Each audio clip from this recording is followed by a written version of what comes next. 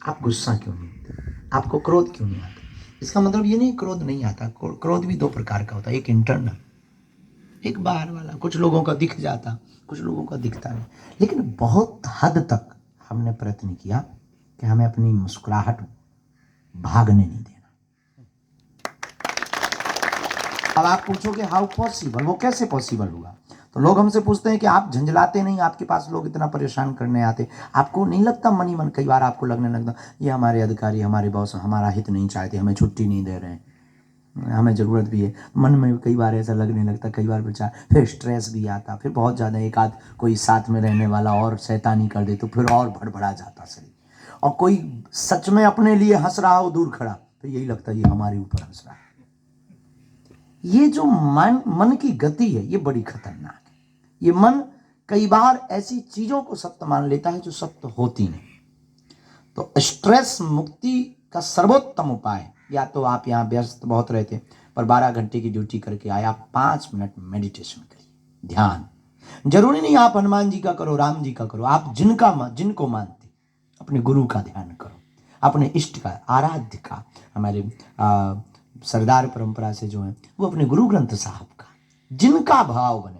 5 minute आप blank होकर के, एकदम ब्लैंक, खाली, कुछ नहीं सोचना, केवल ध्यान करो। अगर आप ओम का करो, प्रणव का, तो हमें लगता है कि आप देखेंगे 10 से 15 दिन में आपके जीवन में और आपकी बॉडी में बहुत फर्क पड़ रहा, आपके विचारों में बहुत फर्क पड़ रहा। कई बार शरीर जो आलस में, चिड़चिड़ापन में, आपके विचार बदलने लगेंगे और सुताई आपके अंदर हैप्पीनेस आने लगेगा और आप गाली में भी मुस्कुराने लगेंगे।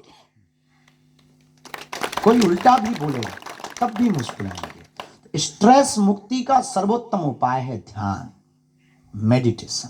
5 मिनट, बहुत 1 घंटा नहीं, 2 घंटा नहीं, 5 मिनट ध्यान। और ध्यान का मतलब आंख बंद करना नहीं, ध्यान का मतलब हमारी मति जो कहती आंख खुले में ध्यान हो, बेहतरीन ध्यान।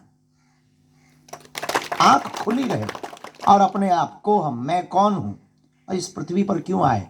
और आपका तो निर्णय फिक्स हो गया है कि आप इस पृथ्वी पर राष्ट्र हित के लिए आए और पूरे राष्ट्र की जिम्मेवारी आपके ऊपर है। और आप मुस्कुराएंगे मेरे प्रियजनों, हमारे परिवार के सदस्यों, हमारा भारत मुस्कुराएगा। आप स्वस्थ रहेंगे, हमारा भारत स्वस्थ रहेगा। और आपका ब्रेन तेज चलेगा, हमारा भारत आने वाली हर बला से बच जाएगा। हमारे भारत में की जो सुरक्षा व्यवस्था आपके हाथ में है, पूरा देश आपके कारण चैनी से सो रहा है।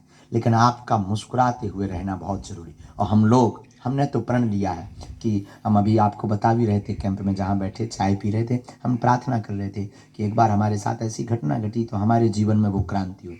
हम अचानक से ट्रेन से जाना था, कहीं अचानक से जाना था, एक महात्मा का आदेश लगा कि आप आओ, ये अभी आओ।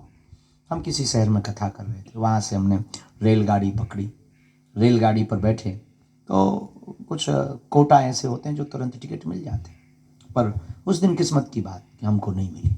और यही कोई 1.5-2 साल पुरानी बात, और आज तक ऐसा हुआ नहीं, पर नहीं मिली टिकट तो नहीं मिली। पर एक ट्रेन आ रही थी जो दिल्ली जा रही थी, हम बैठ गए। लेकिन विचित्र बात हमने अपनी आंखों से देखी, अधिकारी भी हमारे साथ में, सुरक्षा के अधिकारी भी थे, सब बैठे। लेकिन जैसे ही डब्बा के लोगों को पता लगा कि बागेश्वर महाराज आए, आधा डब्बा खाली हो गया, सबने सीट दे दी। हमें खुशी हुई, अच्छा है, संतों का सम्मान किया, हमने धन्यवाद दिया, हमने सबको कहा आप लोग बैठो, हमको केवल एक सीट बैठने की चाहिए, किसी के भी साथ हम शेयर करें। लोग बोले नहीं नहीं नहीं, कुछ लोग नीचे बैठ गए, छोड़ दी, बैठे सब। लेकिन तब तक हम जब बाथरूम तरफ गए तो जो हमारे भीतर क्रांति घटी, वहां पर 2 राष्ट्र की सेवा करने वाले बीएसएफ के जवान बाथरूम के पास अखबार बिछाकर बैठे थे। तब हमारे मन को बहुत पीड़ा हुई कि यह देश कितना विचित्र है।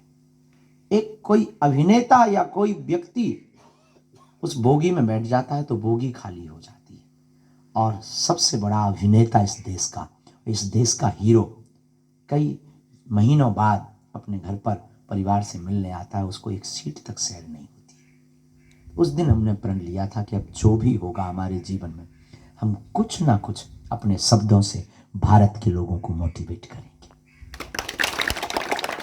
और हम आपसे प्रार्थना करना चाहेंगे, आप सबसे, कि आप मुस्कुराओ, मुस्कुराना ही जीवन। भगवान, अच्छा, आप पुराना जमाना आपको याद होगा, फोटो वाला कैमरा चलता था। अब आजकल तो सेल्फी चल गई, मुंह टेढ़ा करें जैसे लकवा लग गया हो, फोटो खींच रही। पुराने ज़माने में कैमरा का ज़माना होता था, तो हमने कैमरे के ज़माने में एक अच्छी चीज़, बहुत ऑब्जर्व वाले आदमी हैं, हमने ऑब्जर्व किया, जब किसी की शादी होनी होती तो एक दिन पहले कैमरा वालों को बताना पड़ता था, देख भाई शादी के लिए लड़की वालों को फ़ोटो भेजनी है, कल टाइम पे आ जाना। फिर दिन भर कैमरे वाले का इंतज़ार करते, 3-4 बार पाउडर लगा कर, थोड़ा बाल बाल ठीक करके, लड़की को थोड़ा गोरा बदन जाना चाहिए। कैमरा वाले के भी उन दिनों में बहुत साके पड़े थे, उनकी भी इज्जत बहुत बड़ी होती। वो आता था मस्ती से, फिर लेंस साफ करता था, फिर वो चाय पीता था, तो वो पूछता था फुल खींचूं या हाफ खींचूं। अरे भाई यार जल्दी कर, 3 बार पाउडर खत्म हो गया यार। तो उसके भी बहुत नखरे हुआ करते थे उस जमाने में कैमरा वाला, रील वाला कैमरा। फिर वो कहता था ठीक है खड़े हो जाइए, हम फिर तुरंत खड़े हो जाए। फिर वो कितना भी अनपढ़ गवार हो, वो अंग्रेजी का एक शब्द, प्लीज स्माइल।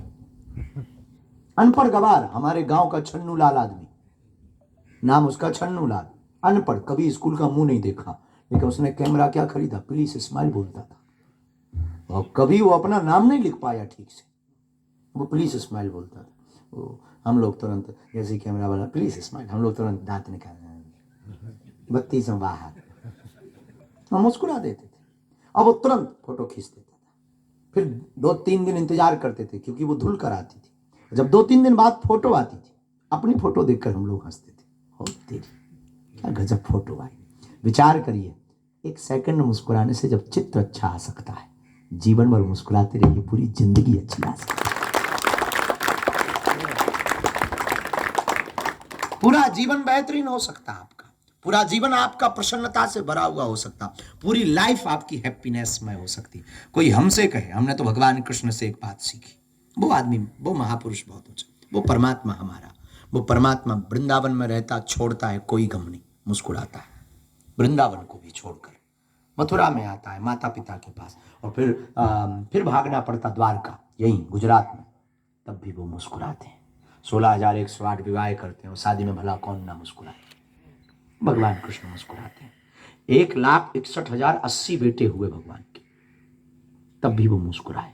रुको, वो राजा बने द्वारका के, तब भी वो मुस्कुराए। और बात यही नहीं टिकती, अपने ही सामने अपने परिवार का विनाश होते भगवान कृष्ण ने देखा, लेकिन तब भी वो मुस्कुराए। महाभारत के रण में भी वो मुस्कुराए। हमने भगवान कृष्ण से एक ही सीखा है कि जिंदगी को आप बेहतरीन जीना चाहते हो, मुस्कुराते रहो, मुस्कुराते रहो, मुस्कुराते रहो, और दूसरों को जलाते रहो। स्ट्रेस मुक्त होने का एक ही उपाय है कि आपके सामने जो घटना घट रही, जरूरी नहीं वो तुम्हारे लिए घट रही, प्रकृति का नियम है, घटती है। अब कोई हमसे कहे तो आपको भी थोड़ा मोड़ा तो चिंता होती है घर की, अपने राम को भी है, खैर भगवान की कृपा से आगे पीछे अभी कोई नहीं है, ठलुआ है, अकेले राम है, अभी तो कोई नहीं है। लेकिन कभी कभी ऐसा तो नहीं है कि मानव है, कुछ विरोधी लगे रहते, विदेशी ताकतें लगी हुई हैं, लगातार हिंट, लगातार थर्ड कहते हैं, लगातार थ्रेड दी जाती हैं, बड़े बड़े मेल भेजे जाते हैं। हमारे अधिकारी सब डरते रहते हैं, कई बार हमको अधिकारी डांटते हैं, आप गाड़ी चाय जहाँ रोक देते हो, आप चाय जिससे मिल लेते हो, चाय जिसका दिया हुआ खा लेते, किसी के भी घर पे आप घुस जाते हैं। हम कहते हैं बात तो सही है आपकी, आपकी जो जिम्मेदारी है वो हम भी समझते हैं, लेकिन हमने एक आदत सीख रखी, और वो ये सीख रखी, जो होना है वो कोई टाल नहीं सकता, वो जो नहीं होना है वो कोई कर नहीं सकता। तो टेंशन किस बात की? लोग हमसे पूछते, बड़े बड़े नेता अभिनेता हमारे पास आते, वो पूछते हैं आपको कोई टेंशन नहीं होती? हम कहा हमें क्या टेंशन, हमसे तो टेंशन कोई टेंशन कि आदमी टेंशन में क्यों नहीं है। हमें इसलिए टेंशन नहीं है कि ना इनकम है ना दिन कम है। टेंशन उनको होती जिनकी इनकम हो, दिन कम हो। अब जो होना है सो होना है, और जब तक मुझे लोग, हमारा एक सिद्धांत, मन को ही एक हमारा कमिटमेंट है, जब तक धीरेन्द्र कृष्ण को कोई खत्म करेगा, तब तक ये धीरेन्द्र कृष्ण घर घर धीरेन्द्र कृष्ण पैदा कर देगा, और कहानी खत्म। यही हम आपको बताने आए हैं। आज हम BSF के